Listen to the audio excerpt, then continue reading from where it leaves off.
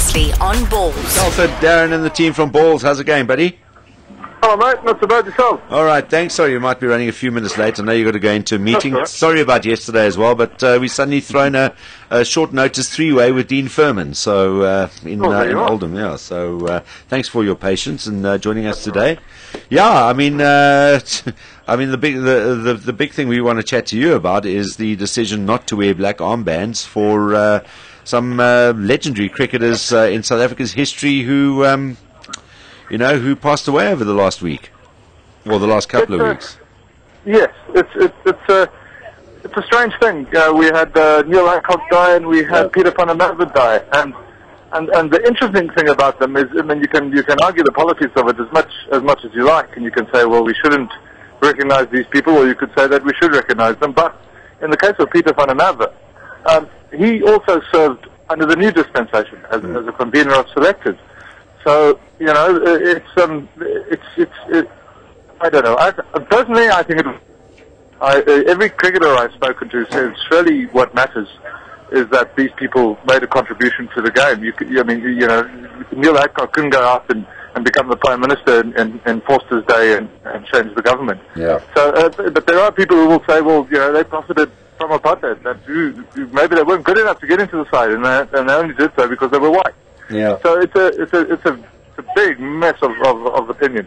But the first thing that struck me, I heard that there was more than just they didn't just overlook it. It was a conscious thing that they didn't wear black armbands. Was in post-isolation years they selected a top 100 or whatever, or the best cricketers of all time in South Africa, of the I think it was over the millennium, the best cricketers of the millennium in South Africa. This was post-isolation, and Basil D'Oliveira and Graham Pollock were right up there. Now, this was done in a post-isolation era. Now, if you had to apply the same principle that they're doing now, if, God forbid, Graham Pollock goes at some stage in the next few years, are they not going to wear a black armband for him? Yet he was picked as the greatest cricketer South Africa's ever had. Well, exactly, and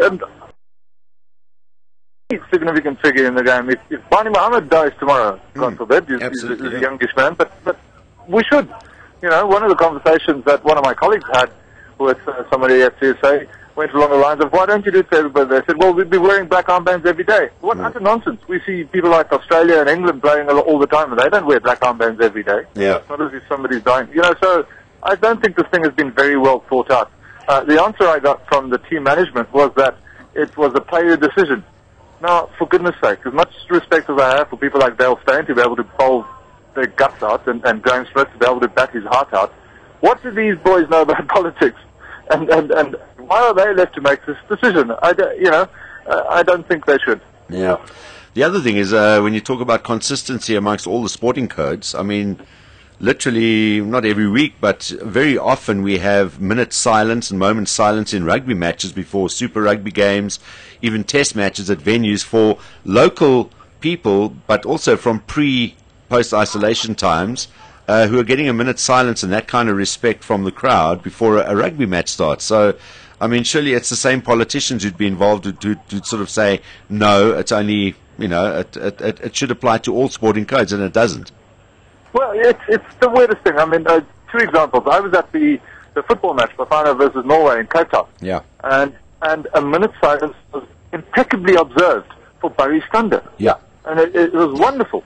Well, it's not wonderful that Barry Stander, but that people recognize this. And you try and shut up a crowd full of Vuvuzelas in South Africa, but for goodness, it was quiet for that minute. And the other one is why the CSA thing doesn't add up. Is AGMs are supposed to be open to the public. We'll try and tell that to Cricket South Africa. So they kind of let us in for the first 20 minutes on Saturday and then said, okay, that's it, you're off.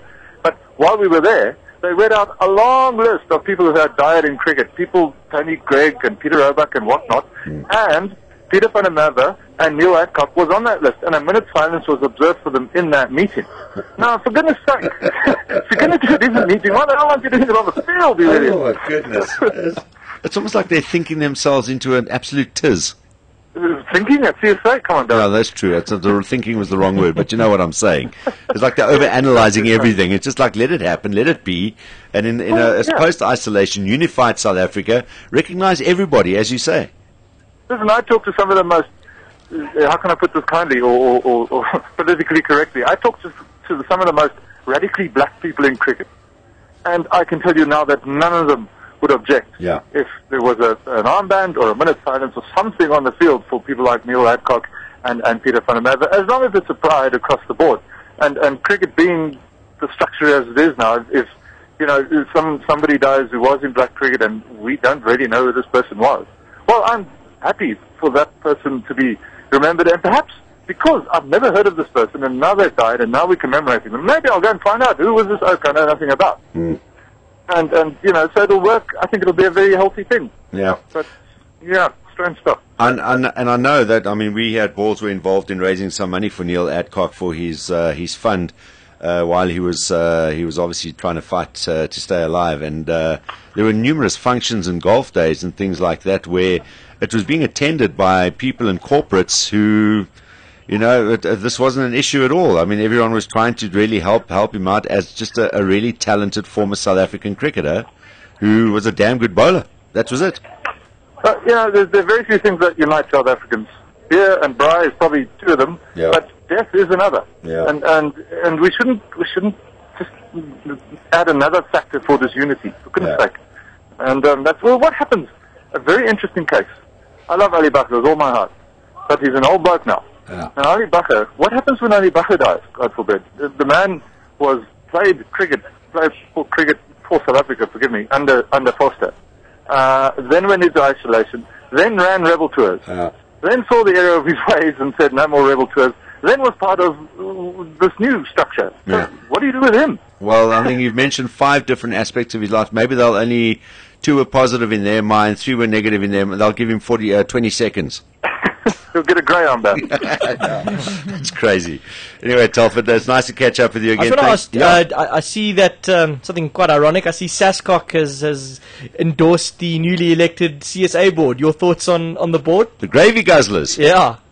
The Gravy Guzzlers, the Sascock would, because this is basically what they wanted under the guise of having more representation geographically on the board, and that's why they were jumping up and down, is because CSA's board, as recommended by Nicholson, would have been 5 independents and 5 non-independents. Sascock say you can't have that, and there is some kind of argument to be made for that. But I don't care who knows this now. My next target is Sascock as a journalist. I want to go to Sascock and see what their system is and see where their conflicts are and see who owns what when they shouldn't own that because they're sitting on the board of Sascock.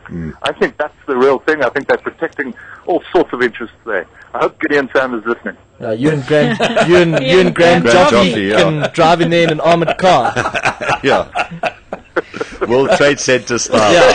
Well, drive through the door. We have a former employee, Kate Knockware, who's sitting here with us these days, so any information you might need, she'll happily help. Happily. Jolly good. Awesome, Telford. Nice to chat to you again. All the best, bud. Chat to you soon, man. Absolutely. Cheers. Bye. Bye. This is Balls Visual Radio. Darren, Simon, Kate and John. Weekdays from 3 p.m. to 6 p.m. Central African Time. Balls.co.za